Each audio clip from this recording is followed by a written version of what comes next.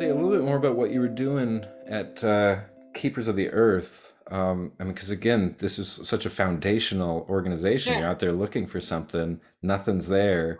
And so you're like, I guess I'll learn grant writing, which to me, that's something I've never tried to do. That seems very intimidating.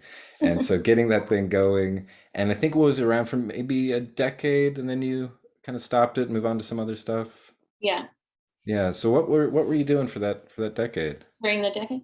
Um, so, um, so in the beginning, we came up with, I had to build a board and I had to raise money, and I should say that some of my first two grants, one was from John Hunting, who ran the Belden Fund, and he was always on the lookout for folks doing religion and ecology. And he funded Shomrei Adamah because he saw it as a model.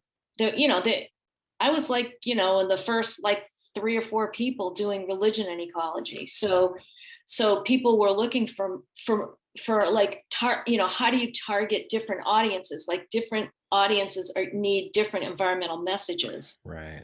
So anyway, so all of that strategic stuff of figuring out, well, how are you going to sell this product to foundations, and um, so in the beginning it was, we just came up with these ideas about um, developing green synagogues, right? What do like a whole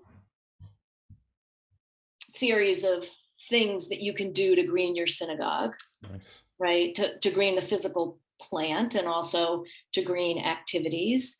And then, so there was that. So this is like the first year, kind of the ideas that we were going to work on. There was the decision to work on a curriculum, Mm. um, which took a couple of years. It's called Let the Earth Teach You Torah. And it was a high school curriculum on Judaism and ecology. So there were those things. And then we worked on just having this really wonderful newsletter. It's fascinating. I always encourage people to go to my website and check out the newsletter. If you were to go read it, it would be just like today. I Hmm. mean, stuff that we're talking, I mean, not the language of climate change so much, but everything Right. else, but the same issues. Yeah. Um, and so those were the first kinds of things that we were doing. The curriculum took a few years, and over time I was able to hire staff, and we also did stuff like running, we ran a few wilderness trips Oh.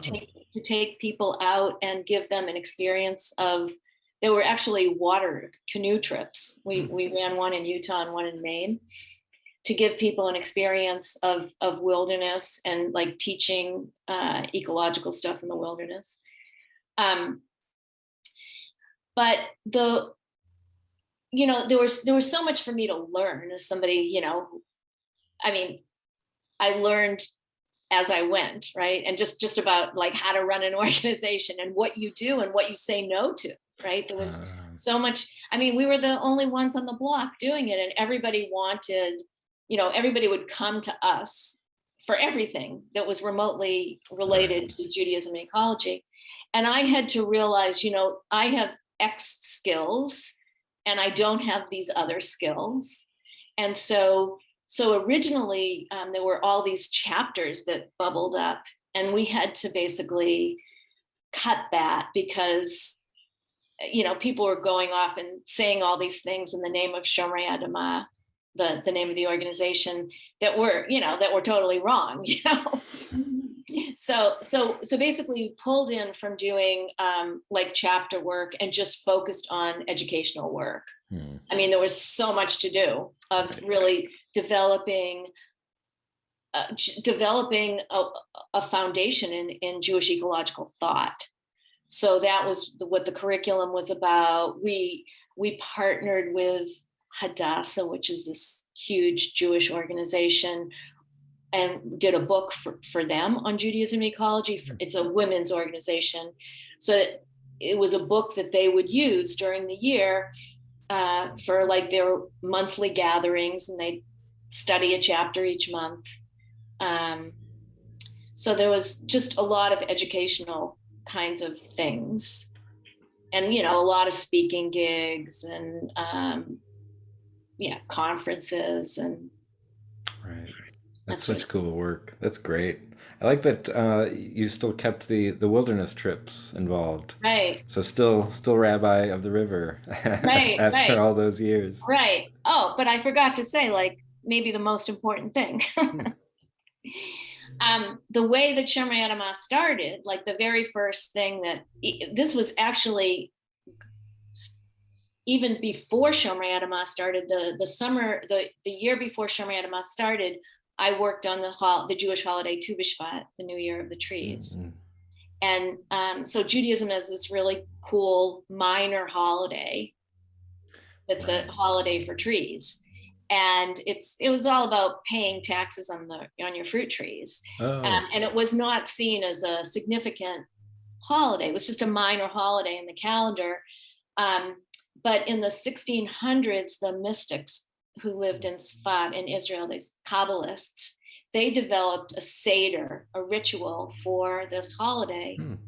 Um, anyway, I'm not going to go into all the details, but I was able to take what the Kabbalists did and transform it into a Seder that's based on earth, water, air, and fire, Hmm. based on the four elements or four habitats in a way. And and so I wrote this Haggadah, which is a little guidebook to the holiday, and I partnered with the Philadelphia Parks Department, and we got the use of one of the boathouses, these iconic boathouses on the Schuylkill River, and had this enormous festival celebrating Tu B'Shvat. And it was open to the public, and there were all these artists and musicians that participated. So it was one of these things that, took months to produce, to get people engaged and produce. Um, and it was actually the second year I did it was covered by National Public Radio.